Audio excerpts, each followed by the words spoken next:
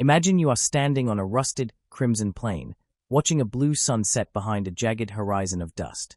Your breathing is shallow, filtered through a machine that is the only thing keeping your blood from boiling in the thin, toxic air. Sounds like science fiction. In fact, this is the brutal reality of NASA's Moon-to-Mars architecture, a calculated roadmap to put boots on the red planet by the mid-2040s or 2050. The central paradox is that while our rockets are finally powerful enough to make the trip, our bodies may not be. The obstacle is not just the 140 million miles of void or the billions of dollars required.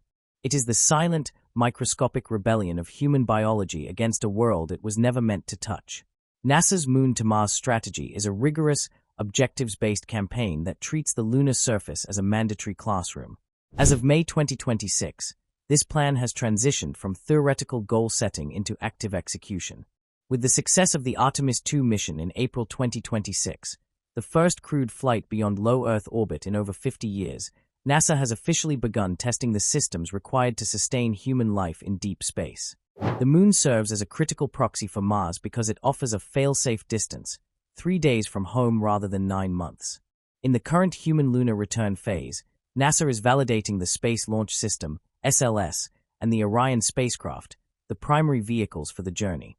By 2028, the agency plans to begin construction of a permanent lunar base, using it to demonstrate surface power, testing nuclear fission systems to provide constant power during the 14-day lunar nights. In situ resource utilization, ISRU learning to extract water ice from permanently shadowed craters to create oxygen and rocket fuel. Habitation, evaluating how long-term exposure to partial gravity and abrasive regolith, moon dust, impacts both hardware and human health. The mission is not just an engineering hurdle, it is a biological gamble. Outside the protection of Earth's magnetosphere, astronauts are exposed to galactic cosmic rays, GCRs, and solar energetic particles. This high-radiation environment acts like a microscopic sandblaster, dismantling cellular structures. Data from the ISS indicates that long-duration missions trigger space-associated neuroocular syndrome, SANS, where fluid shifts flatten the eyeballs, and cardiovascular atrophy, where the heart physically shrinks due to the lack of gravitational resistance. Every lunar landing is a rehearsal for the ultimate goal, a 3-year round trip to Mars, where the shield of Earth is a distant memory and the human body is the most fragile component of the machine. The most immediate threat to a Mars-bound crew is the silent, structural vanishing of the human skeleton. On Earth, our bones are dynamic tissues that constantly rebuild themselves to withstand the 1G pull of our planet. However, in the microgravity of a 9-month transit to the red planet, the body makes a logical but lethal calculation. It realizes it no longer needs a heavy, mineral-dense frame to fight a force that no longer exists. Consequently, the skeleton begins to reabsorb itself. NASA medical data gathered from the International Space Station shows that astronauts lose between 1% and 1.5% of their bone mineral density every single month. To put that into perspective, the cumulative math is staggering. After just 1 year in deep space, an explorer could lose nearly 20% of the density in their weight-bearing bones, such as the pelvis and femurs. This is not a subtle shift. It is a biological freefall. It is comparable to a healthy 30-year-old suddenly developing the severe osteoporosis of an 80-year-old in a matter of months. The crisis peaks upon arrival. Imagine stepping out onto a rusted world with 38% gravity while your legs possess the structural integrity of dry chalk. In such a fragile state, the mechanical requirements of a Martian EVA, an extravehicular activity, become a high-stakes gamble. A single misstep or a minor stumble on the jagged volcanic rock of Jezero crater could result in a catastrophic compound fracture. In 2050, there will be no Level 1 trauma centers on Mars. A broken leg millions of miles from home is not just an injury, it is a potential death sentence for the mission. While the bones are dissolving, the very fluids that keep us alive are simultaneously mounting a second front in this biological rebellion. On Earth, gravity naturally pulls blood and cerebrospinal fluid toward our lower extremities. In a weightless vacuum, this downward pull vanishes, causing liquids to migrate upward and pool in the head, a phenomenon known as fluid shift. This creates the characteristic puffer face look seen in orbital footage, but the internal consequences are far more sinister. This fluid migration is the first domino in a devastating chain of vision loss. As pressure builds within the skull and behind the eyes, it physically flattens the back of the eyeballs and inflames the optic nerves.